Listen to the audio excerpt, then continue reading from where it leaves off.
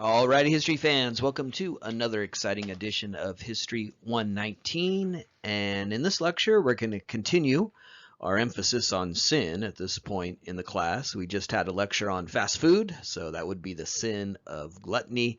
And here we'll turn our attention to the sin of lust as we, in this lecture, examine the commodification of sex in the late 20th century, how in the 60s, 70s, and 80s, within our consumer culture came an effort to create a sex industry that created certain experiences and products geared towards adults. This is about the consumer culture that came about as a result of the sexual revolution of the 1960s. In recent lectures, we've talked about the social changes of the 1960s, feminism, civil rights, gay rights. Well, another key social transformation of the 1960s was the sexual revolution. That's part of the counterculture, the rejection of a 1950s ideal. In the 1960s, new attitudes developed regarding sexuality.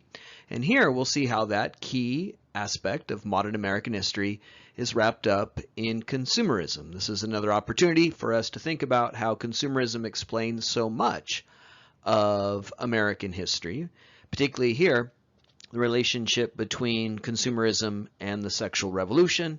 We'll examine that here in our lecture that will take a look at the development of a sex industry and the commodification of sex in the American consumer culture. There is this very abrupt change that occurs in the late 60s and into the early 70s where pornography, other adult-themed businesses, a sex industry develops in America and is very accessible in the public consumer arena. This is a product of changing attitudes. The sexual revolution, the counterculture, 1960s, young adults challenged the world their parents made. Now, again, we've talked about that in previous lectures. One of the challenges to the 1950s ideal concerned gender, sexuality. Part of the counterculture was this rejection of the world your parents made, which emphasized the nuclear family ideal. So many of our lectures on the 1950s talked about this emphasis on family togetherness, the baby boom era, and its connection to consumerism. Well, the children born into the baby boom grew up and challenged that vision of gender, sexuality. We've talked previously about how the counterculture rejected the world their parents made. Well, part of that was their rejection of the rather conservative sexual politics of the 1950s. And so in the 1960s, you have the sexual revolution. That, too, plays a role in our focus here. The commodification of sex, the development of a sex industry, the consumer culture that surrounded sexuality and sex in the late 60s and early 70s. It's a product of changing attitudes. Also, it's a product of legal changes. There were Supreme Court rulings that effectively decriminalized pornography, and so you could now have such businesses operating. So this is a product of the sexual revolution, changing attitudes towards gender, sexuality, the more permissive, libertine values that developed in the 1960s. It's a product of legal changes that strike down obscenity laws and make it possible to operate such businesses in public. It's a product of feminism, which we talked about in previous lectures, blossoming in the 1960s, because the sexual revolution argued that women should be able to pursue sexual pleasure and not be inhibited by gender ideologies that urge women to stifle their sexual expression. You have greater availability of birth control in the 1960s. The pill is patented in the early 60s, allowing couples to enjoy sex without the consequence of reproduction and family life. So there's a number of factors that help us understand why, very quickly, parts of America changed dramatically in regards to sexuality and sex-themed businesses. So that by the late 60s and early 70s, there are areas of particularly urban America. This is a particularly urban experience, but downtown districts throughout America, in Los Angeles, in New York, Chicago, Atlanta, most major cities had these zones, these business zones, that offered a variety of adult-themed businesses that were now operating in public. They could do so due to changes in law, and they had a very avid customer base, people who would pursue these consumerist activities and expressions because it was part of their more libertine identity. It was part of their blossoming feminism, as women were encouraged to enjoy sex and pursue the pleasure of sex. So the two worked together, changing attitudes, changing laws. Changing laws meant you could now have a certain part of urban downtown America zoned for such businesses, and those businesses could thrive in this period because there was a population of people who wanted to pursue such acts of consumerism, and they did so without shame, without compunction, because such pursuit of consumerist expressions, opportunities, experiences associated with the sex trade was part of being liberated, modern. It was a way of demonstrating you weren't uptight like your parents. So there was an avid customer base for such businesses. We talked in a previous lecture, our lecture on civil rights, about the birth of the modern gay rights movement in the late 60s with that key event of the Stonewall Rebellion. I noted in that lecture that after Stonewall, you have the modern gay rights movement, which really advances and blossoms in the 1970s. And with it came gays and lesbians coming out of the closet without shame, without compunction, expressing themselves in public, and with it, an industry catering to them. And a number of these adult-themed businesses were particularly favored by gays and lesbians. Disco is a good example of that. Disco, which becomes a mainstream form of music and expression by the late 70s. It's, again, that story of the car wash of how something that began subversive and rebellious ultimately goes mainstream. But in the late 60s, early 70s, disco was still underground, subversive, and in particular, it was a form of music, a form of dancing, a form of nightlife that was eagerly embraced by gays and lesbians. If you listen to disco songs, particularly early disco music, the themes of those songs are all about liberation. They're all about coming out and expressing oneself. And that's because the music was really geared towards gays and lesbians, and discotheques thrived with that community who were coming out, expressing themselves. So there were a number of these adult-themed businesses that in particular were geared towards the increasingly visible, increasingly political, increasingly active gay and lesbian community in urban America. And as we've also seen in previous lectures, politics often gets commodified, whether it's the new woman flapper of the 1920s or gays and lesbians. As they emerged as an active political movement, there was an effort to cater to them as a customer base.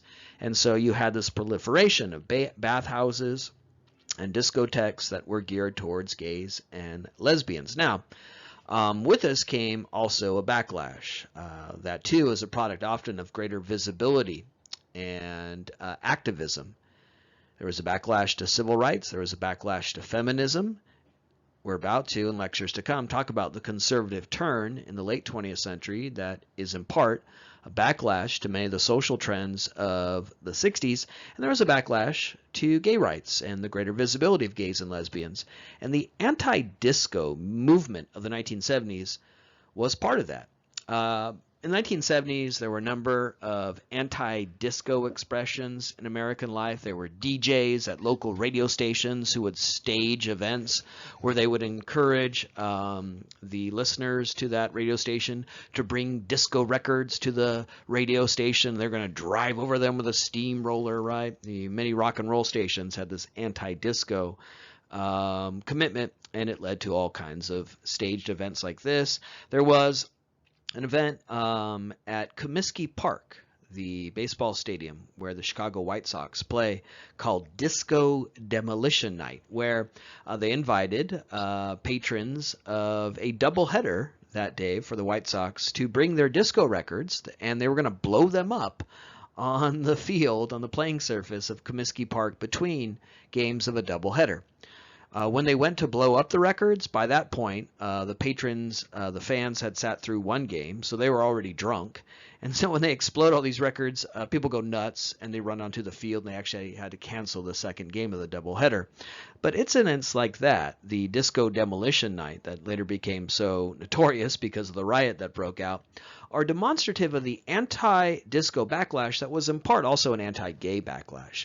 People hated disco not only because they didn't like the music, it's because they hated the people who enjoyed the music and performed the music. So many key disco performers were themselves gay or lesbian. The songs provided anthems for liberation. So as gay life became more visible and part of this consumerist trend of this era, it attracted that notoriety and backlash.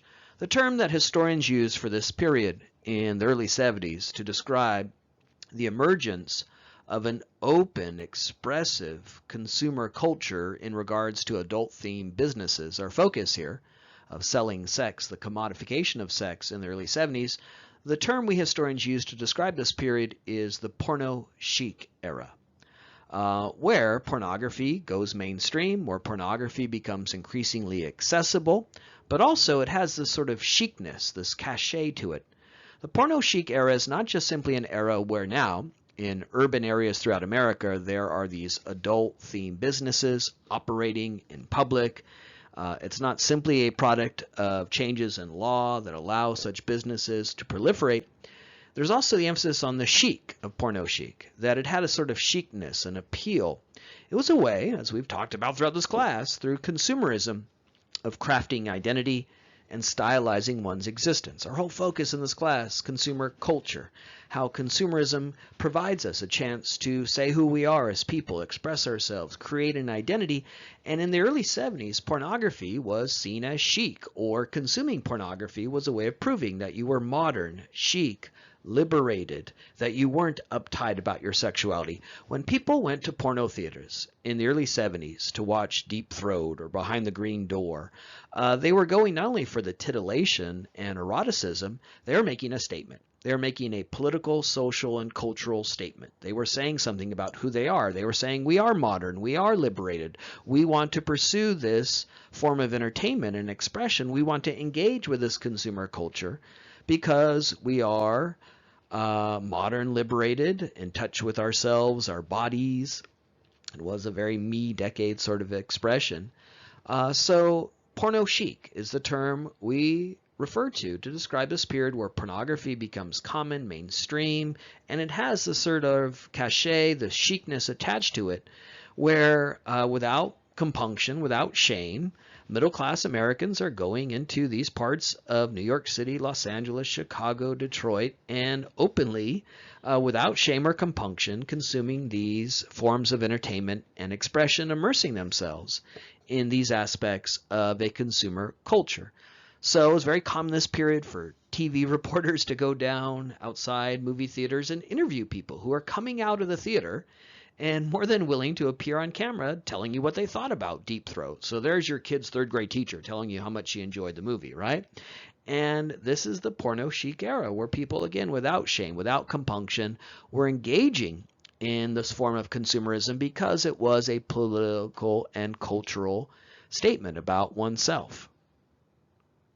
So what we have here is a return in many ways to urban life as it was before a 1950s America and its emphasis on family fun and sanitized forms of consumerism. In the 50s, you had Disneyland, you had fast food, you had paint-by-number sets, you had TV, you had all of these elements of the consumer culture we've talked about that were about wholesome, family togetherness, the nuclear family ideal. But prior to that, as we learned in our first lecture on the Gilded Age, in the late 19th, early 20th century, urban leisure space was bawdy, it was sexual, it was geared towards young adults. It was Coney Island, it was burlesque shows, it was Nickelodeon theaters where working class people went. We learned earlier in the class that when cities developed in the late 19th, early 20th century, and they developed with them leisure space geared towards consumers. That leisure space was gritty, it was sexual, it was for adults. And then here comes the 50s, and Walt Disney creates the anti-Coney Island, Disneyland. People are moving to the suburbs and craving regularity, predictability, and spending their leisure time watching Leave It to Beaver and filling in paint-by-number sets. But that spawned the counterculture. It spawned the sexual revolution, and as a result, in the porno chic era, with so many sexualized forms of entertainment and expression and consumerism, you get a brief return to that era of the Gilded Age, the late 19th, early 20th century, where public leisure space once again is dangerous and bawdy and sexualized. It will be a brief return because, in fitting the pattern we've established in this class, there'll be a return in many ways to an emphasis on family togetherness and sanitized public space, which we'll get to in our final slide in this lecture. But in the late 60s, early 70s, owing to all the things that I've described in this first slide, you do have this porno chic era, and with it, a return to leisure space in urban America that is much more geared towards adults and adult-themed businesses. A big catalyst to the porno chic era was a government report that appeared in August of 1970, known as the Commission on Obscenity and Pornography. This is a classic example of a hand grenade, where someone pulls the pin and then much later it explodes. The man pulling the pin was Lyndon Baines Johnson, the president for most of the 1960s. Kennedy is assassinated in November of 1963. LBJ takes over. He wins a huge electoral victory in 1964. He's the president during the Civil Rights era. He's the president who signs into law the Civil Rights Act of 64, the Voting Rights Act of 1965. Also, tragically, he's the president who amplifies and expands the American war in Vietnam, one of the most consequential presidents in our history, presiding over this remarkable period. In 1968, he refused to run for re-election because he was so associated with the war in Vietnam, he knew he would lose. But one of the last things he did before leaving office was put together a blue ribbon panel of PhDs in a variety of different fields to study pornography, its impact on society, and the legitimacy of so-called blue laws, laws that criminalized pornography. Pornography has always been around. Since our very beginnings as a species, we human beings have produced pornography. You may have taken an anthropology class and you've seen cave paintings in a textbook or in a PowerPoint lecture. And there's your anthropology professor warbling on about the culture of early man. Well, what they don't show you in those anthropology textbooks, what's probably not in that PowerPoint slide, is that right next to that image you see in a cave of people hunting or whatever our cave-dwelling ancestors produced thousands and thousands of years ago, right next to that image of people hunting or something, there's an image of people doing it. Because from the very beginning, as soon as human beings figured out how to draw, we made porno. There's something about the human animal, human character. We like to draw pictures of wee-wees and boobies, right? So pornography's always existed. Every major advancement in communication technology almost immediately is used to make porno. The printing press. Yeah, Gutenberg invented the printing press and he ran off a batch of Bibles, but almost immediately people were publishing kinky stories. Photography, when it develops 19th century, people started to take naked pictures of people. There are silent porno movies made in the late 19th century. As soon as we learned how to make movies, we made porno movies. They had silent porno movies where you had to, type in the oohs and ahs, right? And then the Polaroid camera became very popular after World War II because now you could take nudie pictures and not have to get them developed. And then today, of course, the internet. Almost immediately, the internet was used to proliferate pornography. Every major advance we have in Internet 2.0, streaming video, Skyping and whatever it is, FaceTime, whatever the hell it is. All those technologies were developed by the pornography industry. So pornography has always existed from our cave-dwelling ancestors through today. We have invented new forms of communication so that we could make pornography better. Pornography existed in America in the 50s and 60s. It was just underground. It was criminalized. It was run by the mafia. You could get a stag movie for your bachelor party in 1957. You just had to pay off someone in the mafia.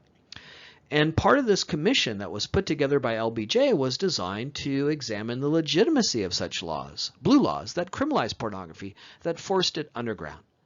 So LBJ pulls together this blue ribbon panel, PhDs in a variety of fields, and he says, go forward and study the effects of pornography. And with it, whether or not we should have laws that forbid consenting adults from consuming this form of entertainment.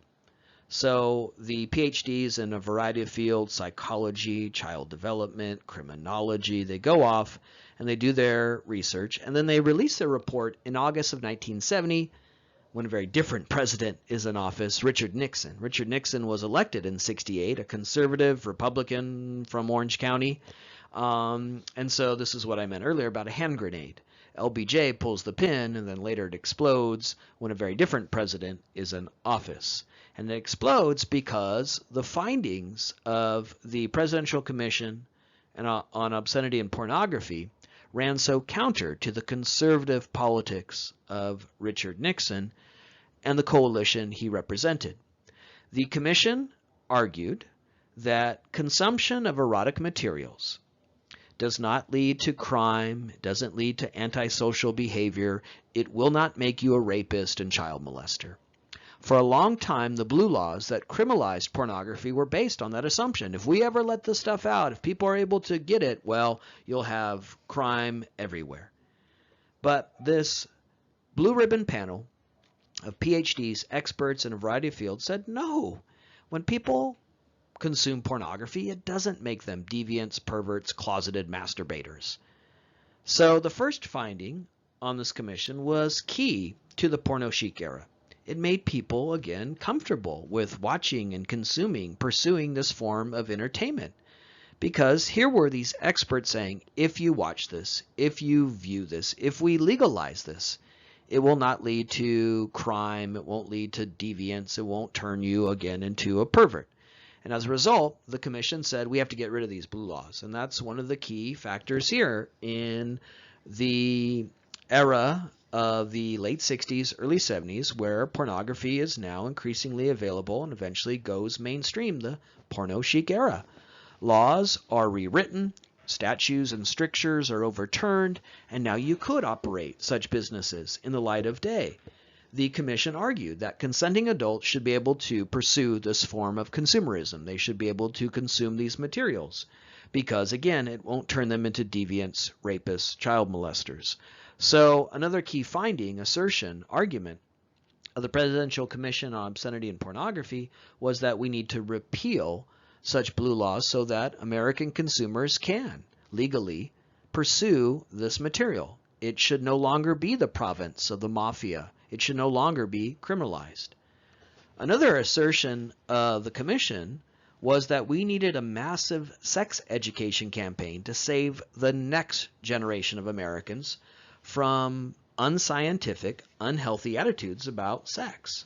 They argued that far too many Americans harbor misunderstandings about something that's natural, normal, and everyone does.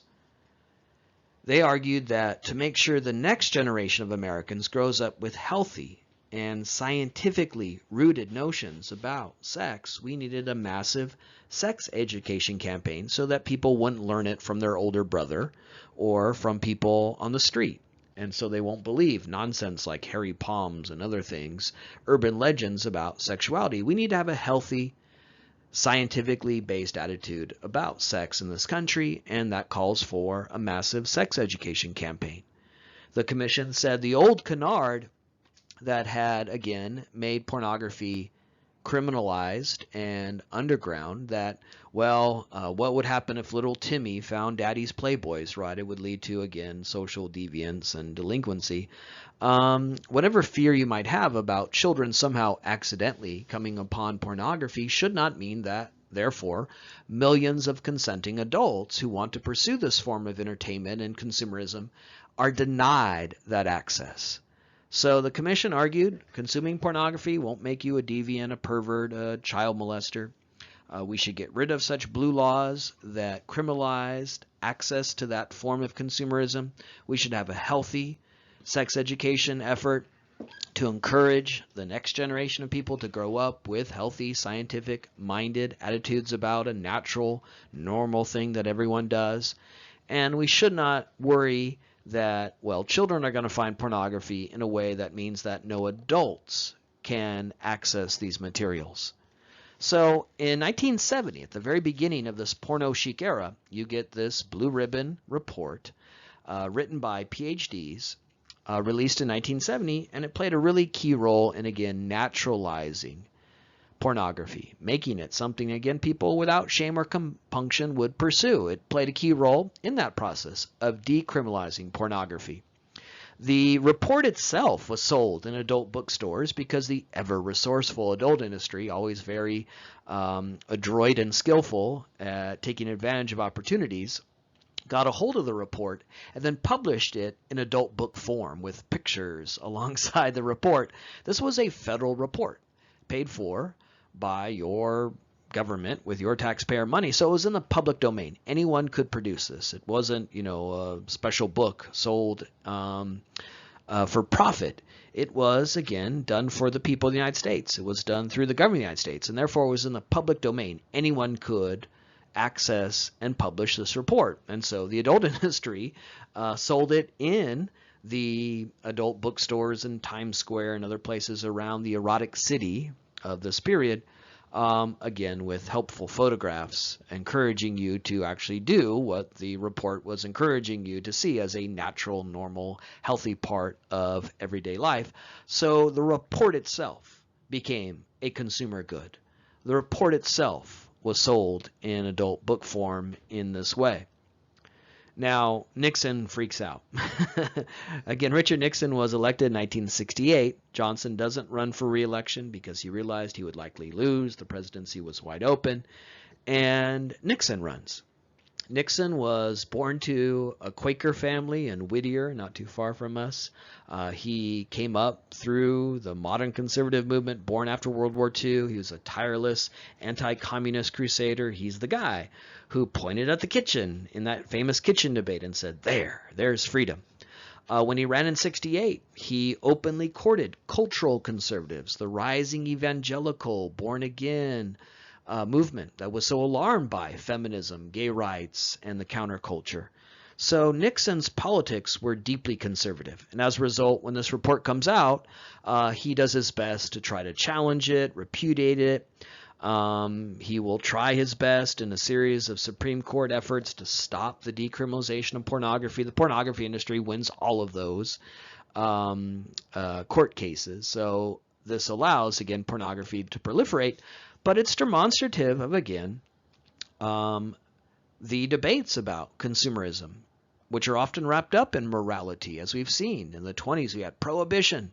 Billy Sunday and others saying, don't drink, don't indulge in temptation, while others in the 20s were embracing consumerism, as well as the more libertine values of this period. We saw in the 1960s how the counterculture was very critical of consumerism in a moralistic way, that it was licentious, wasteful, that it was something that encourages us to devote energy and resources to things that are ultimately superficial. So consumerism is often a locus for moral debates. One argument in the porno chic era was that, again, consenting adults should be free to consume these materials, that it was sexually liberating for people. But on the other side, you have Nixon and conservatives who say, no, this is awful and terrible, and we need to continue to criminalize pornography. And we'll see how that conservative movement does come back in the 80s and 90s and make this porno chic era a brief one. But in the slide, we've testified to the important influence of this report released in 1970, and again, paving the way for the porno chic era that indeed introduced the commodification of sex into America here in the early 70s. Evidence of all of these forces now, changes in attitudes, changes in law, can be seen in the way in which, in this porno chic era of the late 60s, early 70s, America, in many ways, in its consumer culture, becomes an X-rated nation. Now, when we use the term X-rated, there's a certain type of movies we associate with that, hardcore sex films, but originally, the X rating was used by mainstream Hollywood films. I mentioned in a recent lecture on the counterculture that in the late 60s, Hollywood studios abandoned the Hays Production Code. The Hays Production Code began to be enforced in 1934 during the Great Depression, and it prevailed for the next 30 years as a means to offer filmgoers, moviegoers, a promise that they would not be exposed to anything that was considered immoral. Amidst the Great Depression in the 1930s, there was this great effort to clean up Hollywood, to make more moral nations, to improve the morality of America, make us a movie-made nation. Better movies would make better values. And so the Hays Production Code began to be enforced in the 1930s, and for decades it continued. It was this promise to American filmgoers that if they paid admission, they wouldn't be exposed to anything that was considered immoral. But in the mid to late 60s, Hollywood studios are abandoning the code because their audience, young people, wanted films that were much more frank, sophisticated about issues like sexuality, drug use, and we saw that with movies like The Graduate and Bonnie and Clyde, demonstrative of the influence of the counterculture on those aspects of American consumerism. When the studios abandon the code, they need something in its place, and that led to the adoption of the rating system. The rating system that more or less we still have today, where you are told before you buy your ticket what the content of the film is likely to be like, so that you don't take little Timmy and little Sally to a film that features nudity, sexuality, violence, drug use. So in the late 60s, the studios abandon the code and they replace it with a rating system that is designed to inform ticket buyers, moviegoers, regarding what is an appropriate audience for that type of movie. And the rating that was used initially by Hollywood studios, big Hollywood studios, big budget films, major stars, to designate a film for adults only, was the X rating. These films were not hardcore sex films. They weren't what we today associate with X-rated movies. They were like we'd imagine today an R movie. They might feature nudity, they might feature violence and drug use, so they were for adults only. But what happens is that the Motion Picture Producers Association of America that came up with this rating system doesn't copyright it. And that meant that pornographers could put on their posters, in their marketing, this X rating that said for adults only. And that meant over time, Americans began to associate the X rating with hardcore sex films. So initially, the X rating was used by Hollywood films. In fact, Midnight Cowboy wins the Best Picture, the Oscar for Best Picture, in 1970, even though it was an X-rated movie. It is the only, and probably will continue to be the only, X-rated movie ever to win an Oscar. It was X-rated, not in the sense that we associate with the term today, but it did have violence and nudity. It was a frank look at New York in the late 60s, and it won the Best Picture, starring Dustin Hoffman, Jon Voight. But soon after, Hollywood had to stop using the X rating because the ever clever adult industry began to put it on their films. Replacing the X rating would be an R rating, and Hollywood movies in the 1970s competing now with X-rated films, X-rated in the sense that we associate that term today, hardcore sex films. Hollywood, having to compete with those films, made films that were much more raw, violent in the 1970s. 1970s, you have the birth of the new Hollywood. Part of this was fueled by film school graduates like Martin Scorsese, Francis Ford Coppola, Hal Ashby, and others entering studio work and making some great landmark films of that period: The Godfather, Mean Streets, Taxi Driver, The Exorcist, William Friedkin and the films he made, The French Connection. 1970s is often considered one of the great periods of Hollywood film. So many interesting, creative, provocative, raw films are made in that period.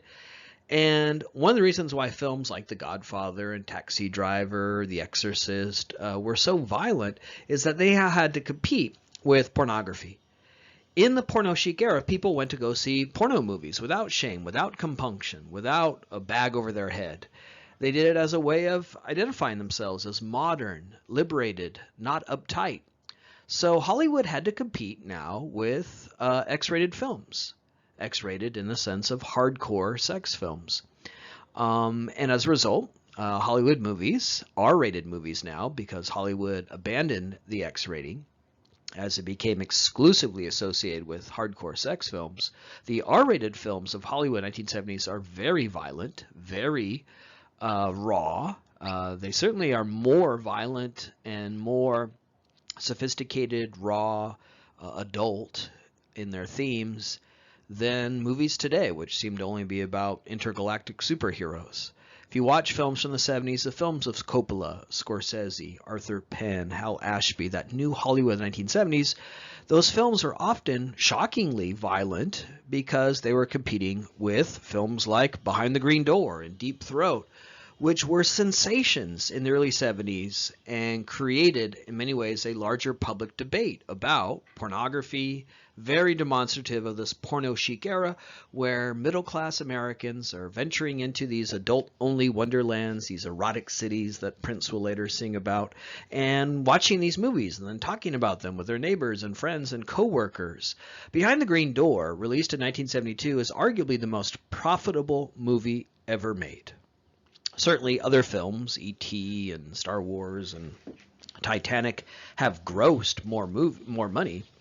But if you think about profitability as a ratio of cost to profit, some argue that Behind the Green Door is the most profitable movie ever made because it was made for a few $1,000s by the Mitchell brothers, who owned a couple of porno theaters in San Francisco, and it went on to gross millions and millions and millions of dollars.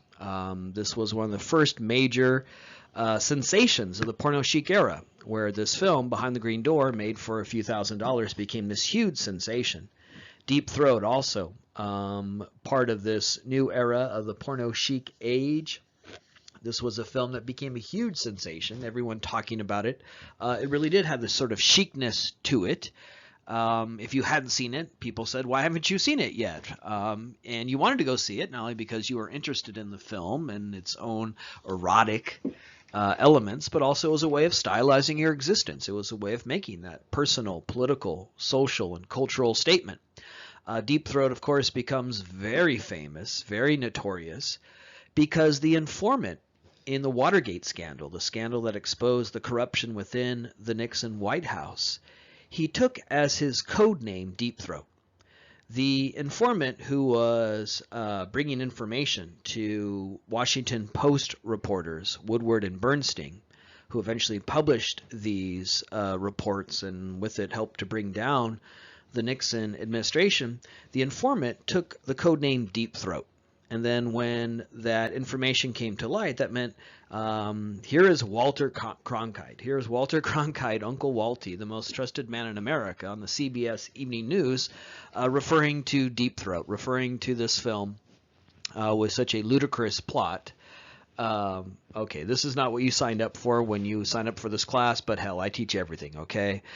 This film involved a woman who claimed to have a clitoris in her throat. So it was this absurd porno movie, but it was such a sensation. So many people were talking about it. The informant in the Watergate scandal adopted it as his code name. And then when Watergate goes big, when everyone learns about the Watergate scandal, it would mean that reporters are referring to Deep Throat. Here's Walter Cronkite saying, well, Deep Throat said, referring to a movie about a woman who claims to have a clitoris in her throat. A Deep Throat for a long time was a big mystery in America. It was one of the great subjects of intrigue and gossip because no one knew who this was, and his name remained a secret for decades. Woodward and Bernstein promised that they would only reveal who Deep Throat was, this secret informant, after he died. But before he died, he came forward. His name was Mark Felt, which already is kind of a kinky name, right? Mark Felt, right? But he adopted this even kinkier name, Deep Throat, as the informant. The whole sensation surrounding Watergate and Deep Throat is just another example of how in the early 70s, pornography, sexuality was so part of our larger public culture. This was a film that was a huge sensation. It inspired the informant to adopt the name of this film as his code name, and then it became even larger, more magnified. So we really were becoming an X-rated nation where these films were available, they were popular, they were part of the larger cultural conversation. They had this sort of chicness and cachet to them. And that's why Hollywood was now facing a new form of competition. It had long competed against television.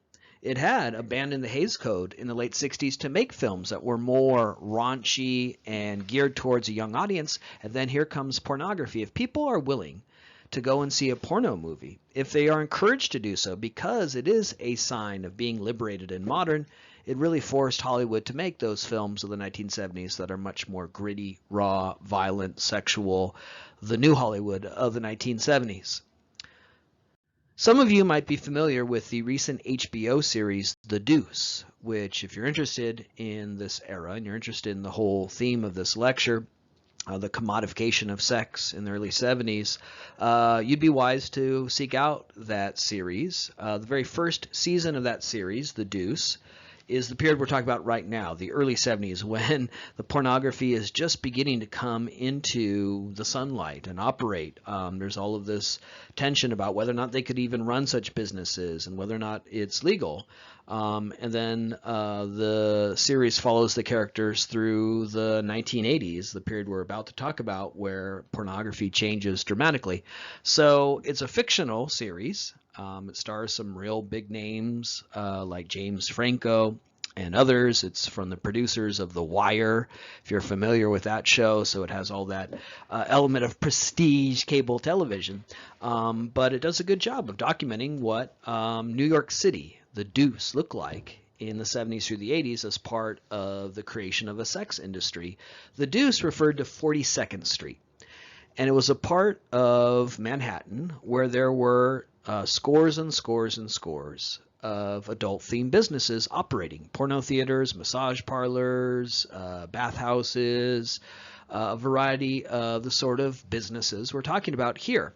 And the Deuce in 42nd Street became the example par excellence of this erotic city, this new urban leisure space, this new commercial zone in cities that were geared toward adult-themed businesses. You could walk for blocks and blocks and blocks in the Deuce in New York City, in this area of Broadway, in this area of Manhattan, and encounter business after business like this.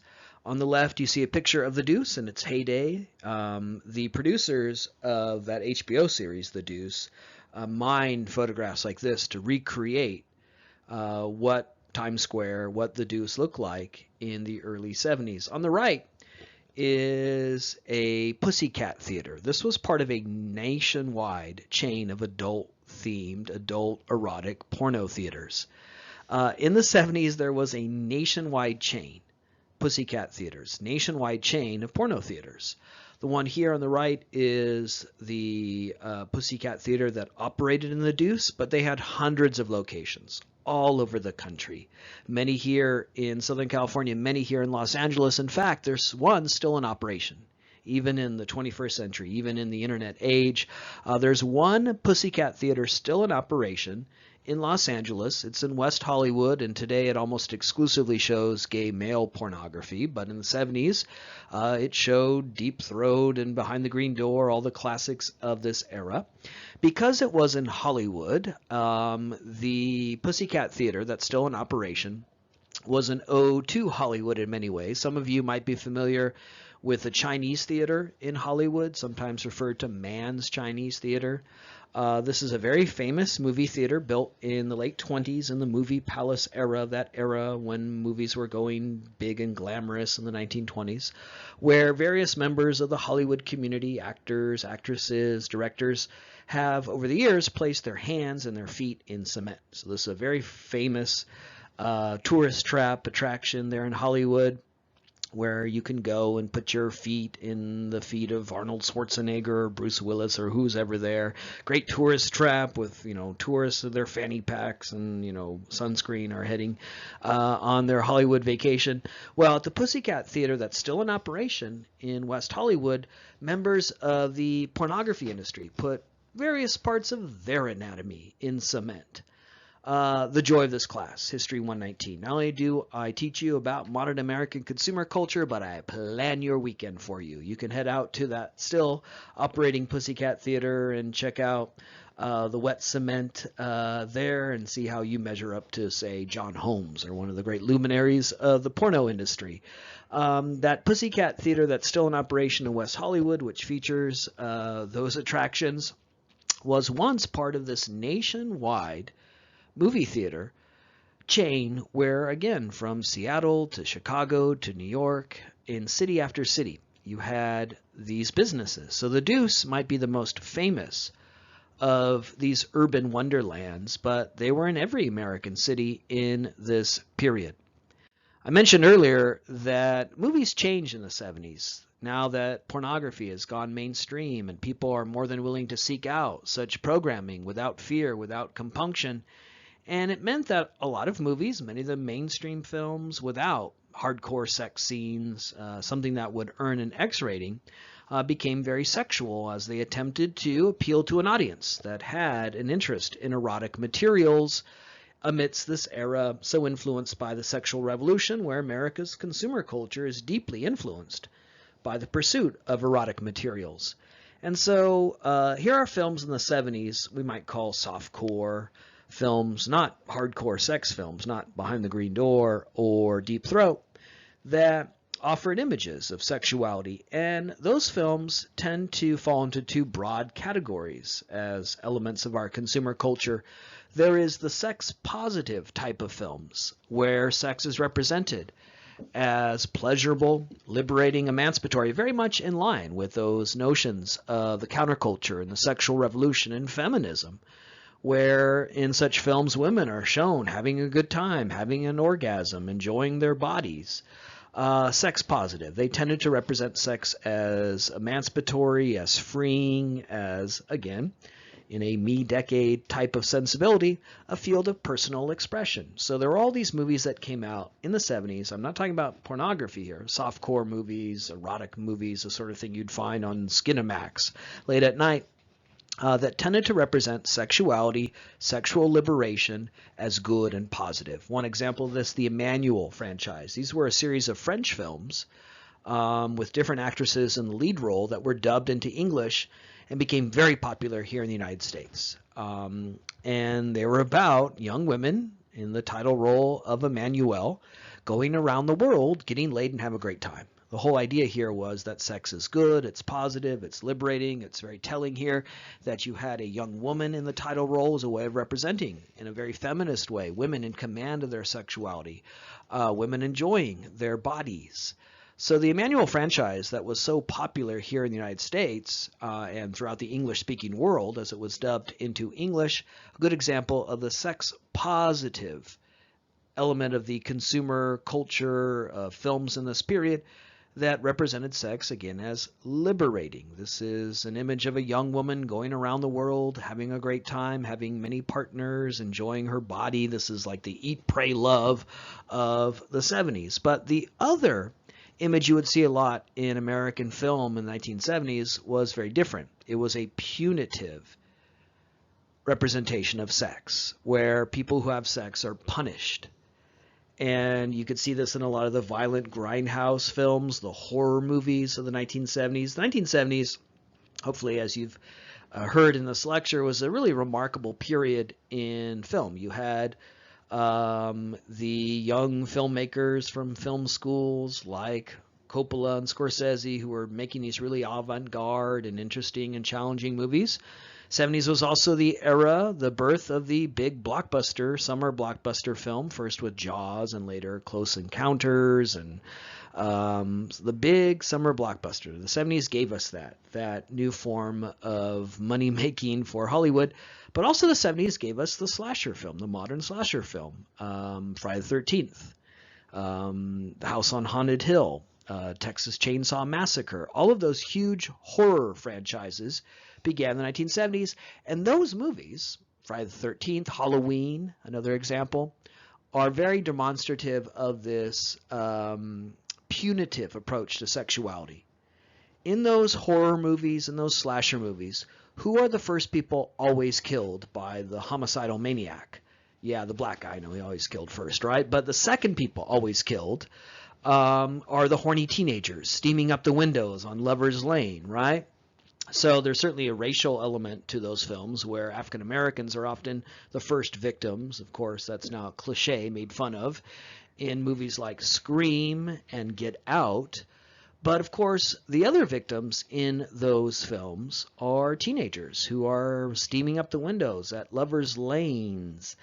So many slasher films, so many exploitation films, so many of the violent horror movies of the 1970s target people who have sex. The people in the story who dare to engage in sex are punished. They're punished because they're killed by the homicidal maniac. So a lot of movies on the other side of the spectrum, from the sex positive representations, tended to represent sex in a way that was associated with fear.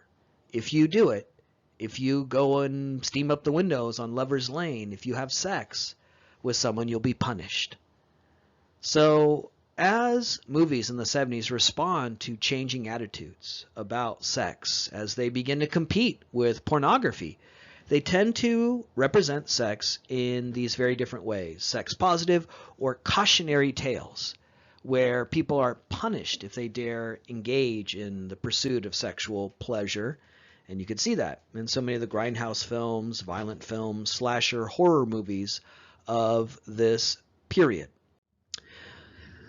Hollywood films are competing in this consumer marketplace with pornography, which is mainstream. And they respond to this competition, again, with films that are sexual, that feature nudity, that are violent, that feature a great deal of criminality and drug use. But also a lot of these movies tend to have as well a very condemnatory, punitive approach to sexuality. One good example of this is the film featured here in this picture, Taxi Driver, which is the second major film of Martin Scorsese after his landmark Mean Streets. It stars Robert De Niro in the title role as the taxi driver, Travis Bickle. Travis Bickle is the character that Robert De Niro plays.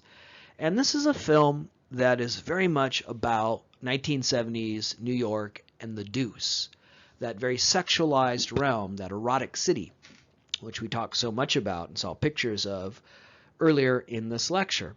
The title character, Travis Bickle, is a returning Vietnam vet who's an insomniac. He can't sleep at night. So, because he can't sleep, he decides to get a job in the middle of the night driving a taxi. And he drives it right through the Deuce, 42nd Street, all of those areas of Manhattan that, again, were the exemplar of the erotic city. So one value of Taxi Driver, if you haven't seen it, you should. It's a classic. It's a huge and a very influential American film, particularly if you like Scorsese movies. It's one of his better films, and he's made so many great movies. But one value of this film, beyond its value simply cinematically, is that it's like a documentary of 1970s New York, because it's all shot on location. It's all shot on the streets of New York City. In fact, the producers, art directors of that HBO series, The Deuce, watched Taxi Driver over and over again to really get a good flair and sense of 1970s New York. So the Travis Bickle character is driving through New York City. He's driving through the Deuce. And so he's fully immersed in that world. After a long shift driving, patrons who are often represent the film as prostitutes or other people in the sex trade, sex industry, he still can't sleep, and so he goes to a porno theater. So Taxi Driver is in many ways a film about the deuce, about the erotic city. Over the course of the film, the Travis Bickle character becomes increasingly unhinged and violent. He at one point attempts to assassinate a presidential candidate. He shaves his head into a mohawk. He builds up this massive arsenal of guns. It's very clear that he is psychologically damaged and traumatized. And the film associates that decline, that devolution of him into a violent figure with pornography. Now, we talked earlier about the Presidential Commission on Obscenity and Pornography and how it said it won't make you a deviant, it won't make you violent, but that's not what you see in Hollywood movies of this period. Like Taxi Driver. A film like Taxi Driver offers a very conservative message here. If you indulge in pornography, if you are immersed in that deuce, that Iraq city like Travis Bickle, well, it will lead to your decline. We tend to think of Hollywood today, particularly conservatives in America today are deeply invested in this idea that Hollywood is this den of liberals. It's the sewer on the West Coast and, full of anti-American sentiment. Well, the problem with that idea that you hear a lot on Fox News or within conservatives today, that Hollywood is so liberal, it's the left coast. If you actually look at the history of Hollywood over the last 120 years, it's a pretty conservative institution. We've seen some of that here in our discussion of film as a consumer good, as a consumer artifact. And in the 70s, if you look at major Hollywood movies, they're offering a very reactionary, condemnatory attitude towards the more libertine values of sexuality. You see it in Taxi Driver, this film that is the story of one man's psychological decline, where in many ways the deuce, the erotic city, is implicated in that psychological decline. You see it in Cruising, a film that came out at the very end of the 1970s, directed by another major luminary of the new Hollywood of the 1970s, William Friedkin, who made The Exorcist and The French Connection. Cruising stars Al Pacino, another key figure in 1970s Hollywood.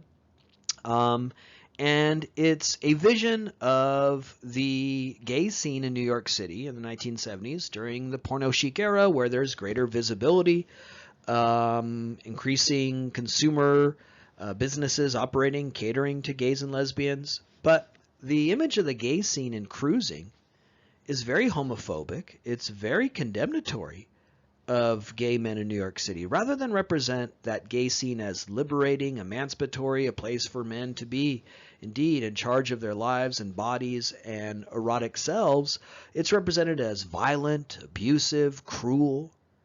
So many of the major Hollywood movies of the 70s that, yes, featured nudity and violence and sexuality, often sound a very conservative message. Now, the cynic in you would say, well, of course, they're now competing with pornography, so it makes sense that Hollywood would make movies that makes pornography, consumption of pornography, represented in a bad way.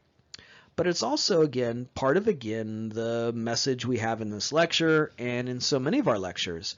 Consumerism sparks debate. It's a locus, a center for moral discussions and moral debates and arguments. It isn't simply about watching movies or buying a car. There's something larger at stake. And sometimes what is at stake is indeed a larger meditation about morality. And if you look at some of the meditations about morality in the 1970s coming out of Hollywood, they sound a message that, again, is very condemnatory, critical of the more libertine attitudes of the porno chic era. You could see that in Taxi Driver. You could see that in Cruising. And you could see that in Looking for Mr. Goodbar, a film released in 1977 during this period of the new Hollywood and right there in the throes and thickets of the porno chic era. Sadly, this film is hard to access today. It's never been released on DVD. To my knowledge, it's not available on any streaming service. But it's a really interesting artifact that I wish was more easy to access, because it, again, is about a culture in dialogue with itself. It's about that argument, that debate, that meditation. In this case, in regards to the erotic city, and in particular feminism and the modern woman as she is swept up in this consumer realm of the erotic city. Stars Diane Keaton, another key luminary of 1970s Hollywood, just before she would go on to star in her Oscar-winning role in Annie Hall, the landmark Woody Allen movie, which might be the only film produced in New York City in the 1970s that makes New York look good, right? So many of the films of the 1970s, like Taxi Driver, The Taking of Pelham 123, The French Connection, Cruising, they all tend to represent New York as this sewer, as this den of misery and inequity. Maybe the only Hollywood movie produced in the 1970s that makes New York City look good is Annie Hall. It's really a love letter to the city. But just before Diane Keaton would go on to star in Annie Hall, she starred in Looking for Mr. Goodbar in the role of Terry, Teresa Dunn. The film covers an entire calendar year. It begins on January 1st, New Year's Day, and it ends on New Year's Eve. Early in the film, Terry, the character played by Diane Keaton, is a model young woman. She's the sort of young woman every parent would love to have. She's dutiful and respectful to her parents. She works as a teacher in a school for children who are hearing impaired. And she loves her students. She works hard. They love their teacher, Terry. Early in the film, the Terry character, played by Diane Keaton, is represented as this very admirable young woman. But slowly, over time, through the course of the film, she becomes more and more interested in the nightlife of New York City, the nightlife of the Deuce. And she goes to singles bars. She has one-night stands. She is the modern, liberated woman who is pursuing sex for the sake of sex, for the pleasure of sex. She is like Travis Bickle in Taxi Driver, fully immersing herself in the erotic city, in this new consumer realm of sex and the pursuit of pleasure. Over time, her nightlife overwhelms her day life. She's shown in the film engaging in sex that's no longer pleasurable for her. Those one-night stands no longer are a source of pleasure and meaning. Her apartment steadily devolves into chaos and filth, rats and roaches running through it, and her job, too, starts to suffer. She starts to lash out at those children, and they cry. They can't understand what happened to their teacher, Terry, who now seems so cruel and mean to them. At the point in the film where she's about to escape the way in which her life has become overwhelmed by the emptiness of the erotic city. At a point in the film where she's about to make a decision, end that pursuit of singles, bars, and sex on demand, and go back to the Terry we knew at the beginning of the film, she's punished one last time. When a man that she had previously spurned and rejected brutally kills her. So this film is the ultimate cautionary tale. It's the ultimate condemnation of the erotic city, the sexual liberties of this period, and the modern liberated woman seeking pleasure and sexual freedom. This man who kills her does so because she had rejected him. He is seen as emasculated as a result of that rejection, and ultimately it implores him to murder Terry. So the film offers her no redemption, no reprieve. Ultimately, she's killed not just by this man she rejected, but the erotic city is again implicated. So Looking for Mr. Goodbar, like Cruising, like Taxi Driver, a good example of these cautionary tales that are emanating out of our consumer culture, out of Hollywood, that represent the different point of view, again, in the larger argument about the more sexually liberated era of this porno chic age. Looking for Mr. Goodbar, a cautionary tale of the modern liberated woman. Terry in the film pursues sex. She embraces this idea of sexuality as liberating, emancipatory. She engages deeply in the consumer culture of 1970s New York and its sex industry and sex trade, and ultimately she's punished. This film, a good example of, again, Hollywood in its condemnatory role and the larger debate regarding sexuality in this period. So what happens? What happens to this porno chic era? What happens to that erotic city that emerged in this period? Well, throughout this lecture, I've stressed to you that this is a brief moment in American culture because eventually the erotic city would close. Certainly consistent with what we stressed throughout this class, the ebb and flow, the jousting, the argument in regards to consumerism, there would be a backlash ultimately to the erotic city. Part of this is a product of a lot of the more transgressive elements of the erotic city themselves getting gobbled up by that cultural car wash going mainstream. Disco began in the late 60s, early 70s as this transgressive, underground, electronic dance music. Sorry, EDM fans, you did not create it.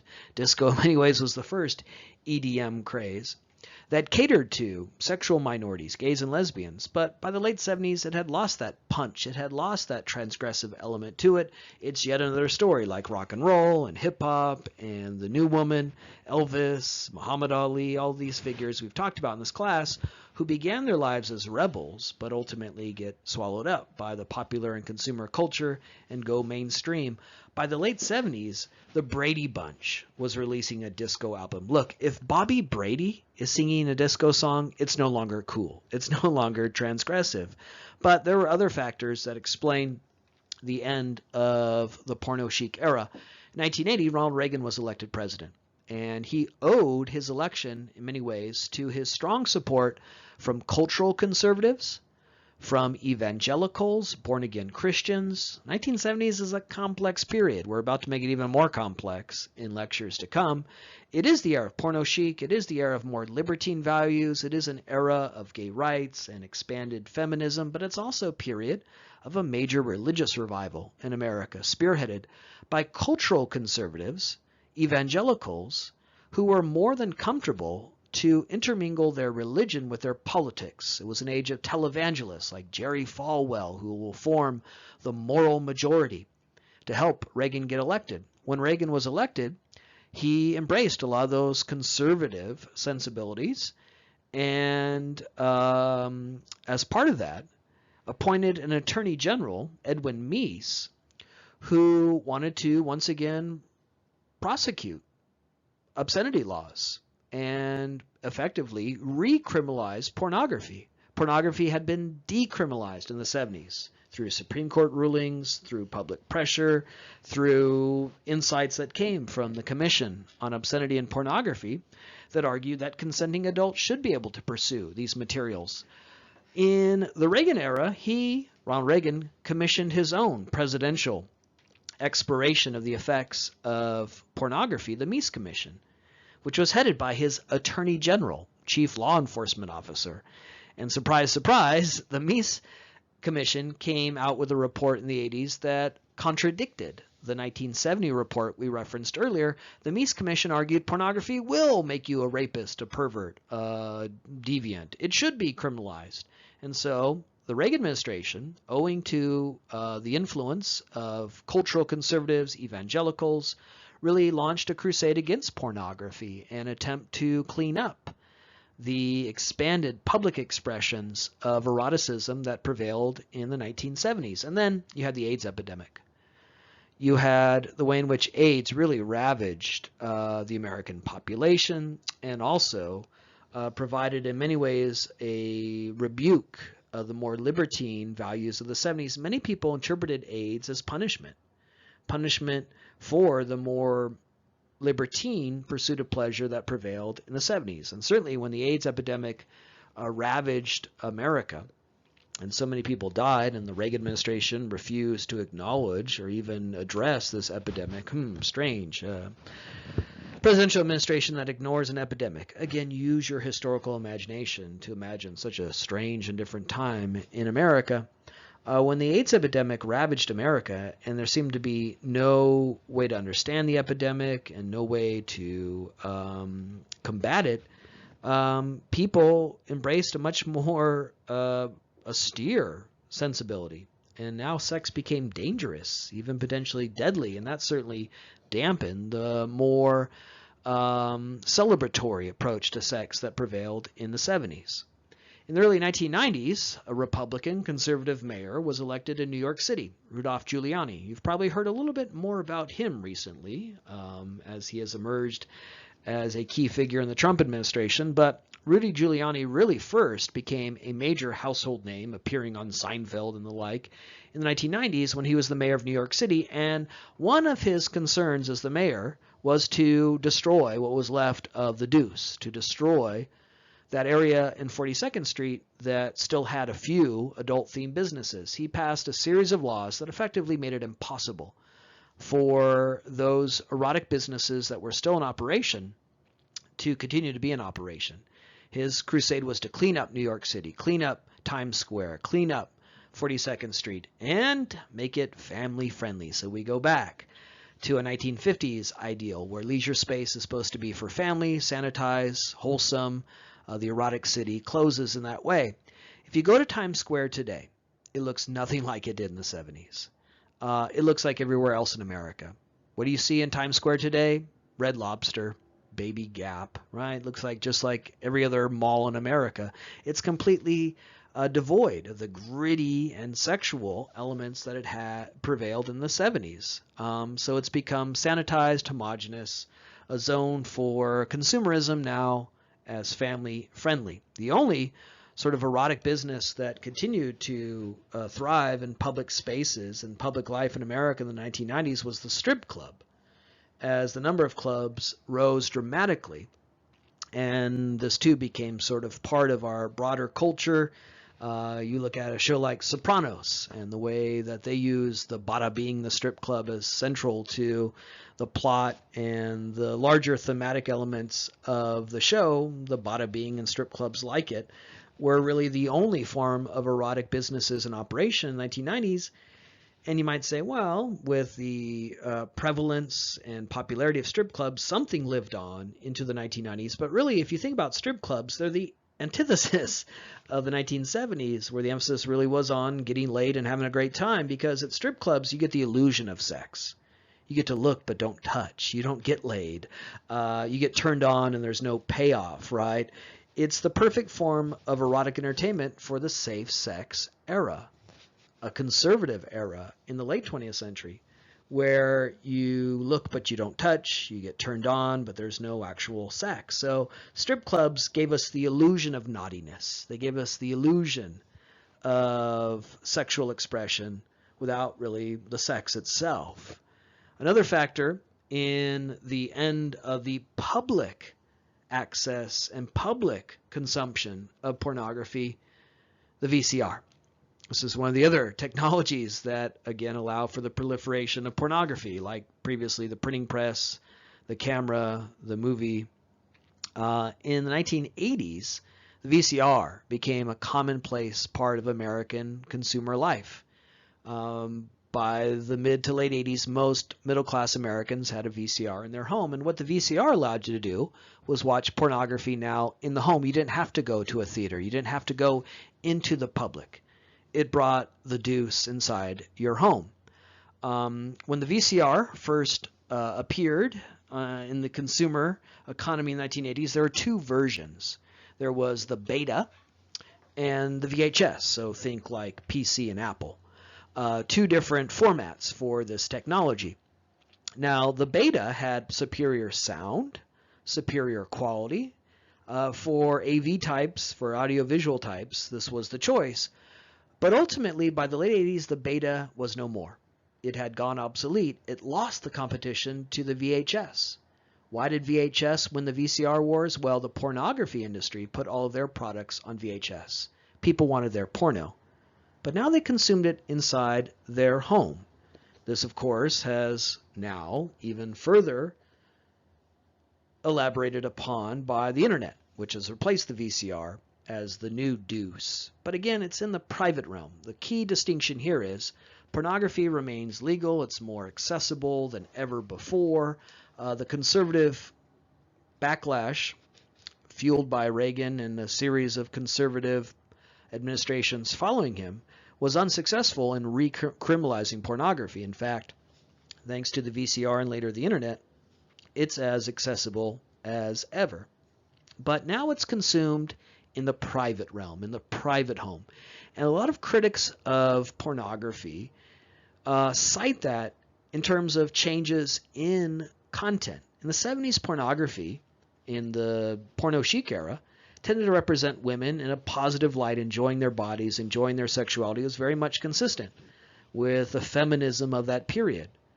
But pornography changes when it's consumed in the private realm. It becomes anti-feminist. It becomes cruel and violent and racist and the sewer that you would find today. And a lot have theorized that that's because people are watching it in the private realm, where they're not responsible to others, where they're not accountable for what they watch, when they're not in the public gaze and public scrutiny. And so when pornography goes, once again, private, in the private realm, it becomes crueler. It becomes more sadistic. It becomes anti-feminist, more racist, because people are consuming it here in the private realm. So here in this final slide, we document what has happened to the erotic city as this form of consumer culture, erotic materials, ultimately go to the private realm. And it's a way to think about some of the consequences of that, as well as, again, one of the broader themes of this class, the moral debates that follow with consumerism and consumer culture.